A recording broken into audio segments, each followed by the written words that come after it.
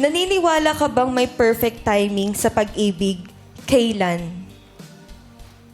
Naniniwala ako na walang perfect timing sa pag-ibig. Para sa akin, ikaw yung hahanap sa someone na gusto mong makasama, na gusto mong makasama na gawin yung mga bagay na makakapagpasaya sa inyo at para sa future nyo. Makapag-communicate kayo. Carl? Pwede po ulit. Carl? Abit eh. Ano yung naiyak? Namula eh. Na-affect ka ba sa sinabi ni Oo, Jasper? masyado malalim yung sinasabi ni Jasper. Carl? Naniniwala po ako na may perfect timing para sa pag-ibig. Kasi po, ang Diyos po yung magpo-provide sa'yo. Kasi po yung isang tao, hindi talaga para sa'yo. Parang gagawin ng Diyos na lagi kang stress sa Kanya. Lagi kang Si Lord pala may dahilan kung ba't lagi kang stress sa kanya. Nabasa ko din lang naman po siya sa Bible. In-stress ka ni Lord. Naninisi ka pa. Okay. Meron dadagdag ka pa? Meron pa po.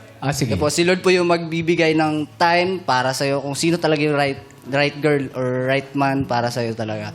Kung ano man yung hinahanap mo sa isang tao. Minsan kasi po, lesson learned lang yung isang relationship. Bibigay sa'yo pero lesson learned lang. Thank you. Felix. Para sa akin po, meron pong perfect timing pagdating sa pag-ibig. Ito po yung time na kapag natutunan mo ng mahalin yung sarili mo and kapag kaya mo ng mabuhay mag-isa, financially and mentally stable ka na. Yun po. Kaya mo nang mabuhay ng isa, Isa. kaya magjojowa ka. Parang kaya mo rin yung buhayin eh. Magiging jowa. Jean Lee.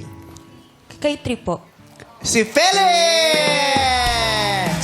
Dahil... Dahil, tama po yung sinabi niya, kapag kaya mo na yung sarili mo, huwag kang magmamahal ng iba kung yung sarili mo is hindi mo kayang mahalin. At dahil dyan, si Felix na ang makakasama niya sa date. Yes.